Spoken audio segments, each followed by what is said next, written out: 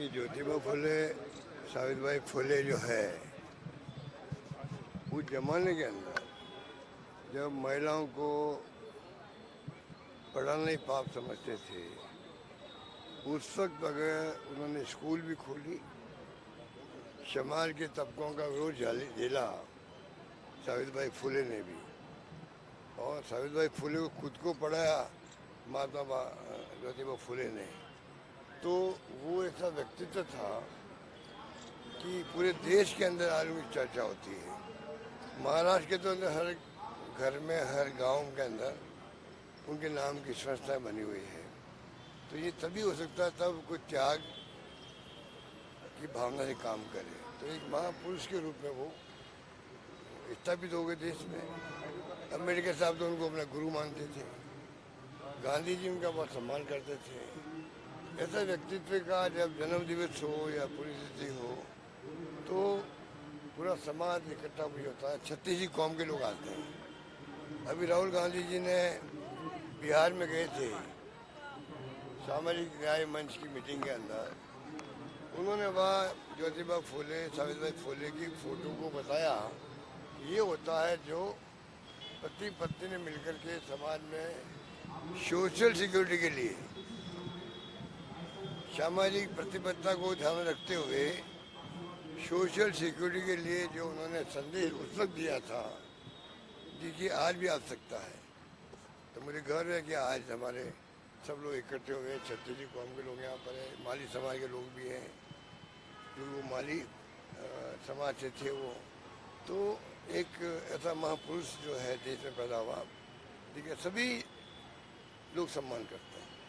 महात्मा जी ने तो दलितों का, अछूतों का उद्धार किया, और एक तरफ दूसरी सोच ये है कि नेता मंदिर में जाते हैं तो मंदिर में गंगा जल छिड़का जाता है। देखिए, उसकी तो हम सबने निंदा की है, लोग पुतले जला रहे हैं, ये तो एक मानवता में कलंक है। ये मैं बार बार कहता हूँ ये बात, आप लोग सुनते होंगे कि छुआछूत अपना आपके अंदर मानवता पे कलंक है ये 21st सेंचुरी के अंदर। और मैं तो यहाँ तक जूली साहब ने शायद कहा था असेंबली के अंदर, RSS संगठन जो अपना आपको कहता है हम सांस्कृतिक संगठन के लोग हैं, हमें राजनीति से कोई मतलब नहीं है, तो उनको जो है क्यों नहीं वो आगे आकर के ये काम हाथ में ले कि भाई हम लोग अभियान चलाएंगे पूरे देश के अंदर। आज हमारी जो विचारधारा के लोग हैं वो सत्ता में हैं, बीजेपी वाले, हमारे लिए अच्छा मौका है ये, हम छुआछूत को समाप्त करके रहेंगे।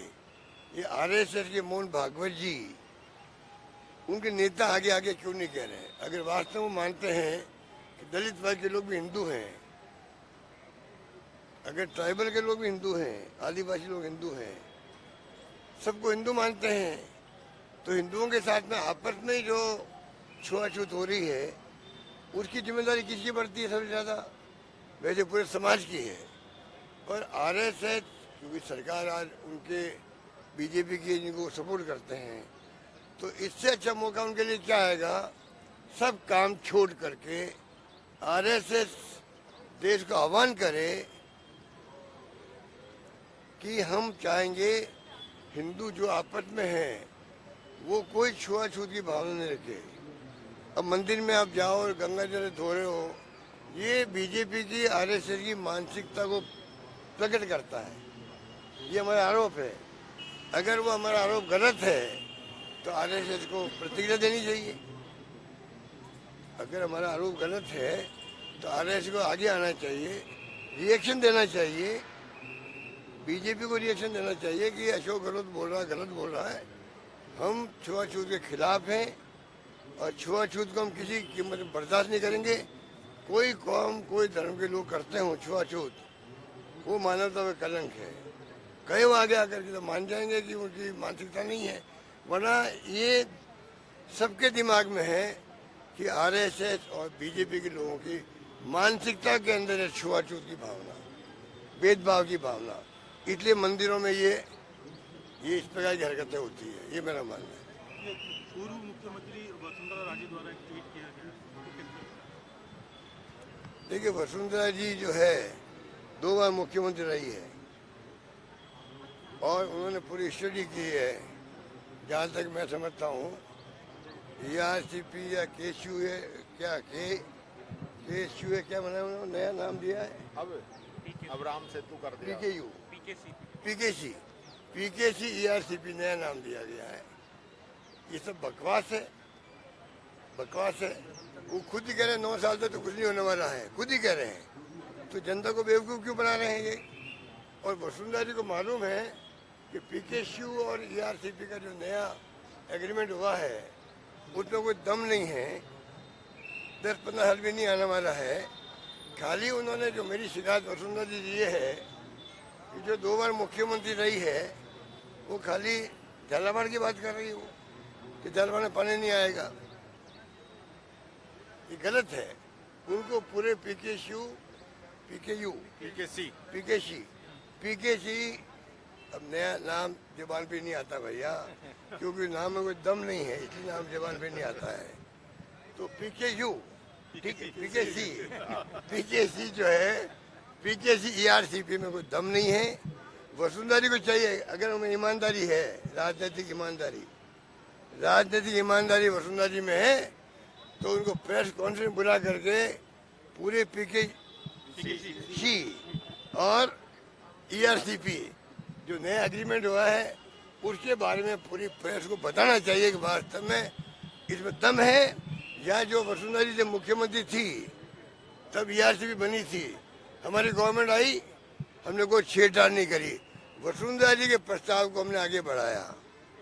अगर उनमें राजनीतिक ईमानदारी है तो वसुंधरा जी को चाहिए खाली झालावाड़ की बात नहीं करे, पूरी बात करे, पूरी योजना की बात करे, तब हम समझेंगे कि रास्ता हितों की वो बात कर रहे हैं। वो तो यार पूरा देश खुश है, पूरे देश में अगर जो ये इतना बड़ा क्राइम किया जिस आदमी ने, कितने लोग हत्याएं हो गई थी, कोई भूल सकता है क्या, कोई भूल सकता है क्या। इसी ढंग से मैं चाहूँगा जो भगोड़े जितने ही है देश के अंदर, चाहे वो आर्थिक भगोड़े हों चाहे और कोई भगोड़े हों, ये ऐसे आतंकवादी हों, इन सबको भारत सरकार को टारगेट बनाना चाहिए। अगर टारगेट बनेगा तो ये राणा आया उसी ढंग से सब आ जाएंगे, पर पता नहीं क्या मिली भगत है, क्या है। आज इतने साल हो गए देखते हुए हमें भी, मेरे ख्याल 14 साल तो प्रधानमंत्री बने हुए हो गए मोदी जी को भी, आज वो क्यों नहीं आ पा रहे हैं। अगर इनकी इच्छा शक्ति होगी वो भी कभी कभी आएंगे, मेरा मानना है, उनको इसके लिए प्रयास करना चाहिए। सर एक छोटा सा, गुजरात अधिवेशन के बाद गुजरात अधिवेशन का क्या असर देखने को मिला, क्या संकल्प लिए? बहुत शानदार अधिवेशन भी हुआ, प्रस्ताव पास भी हुए, और कांग्रेस नए रूप में आप देखेंगे जो फैसले किए हैं वो फैसले लागू भी होंगे।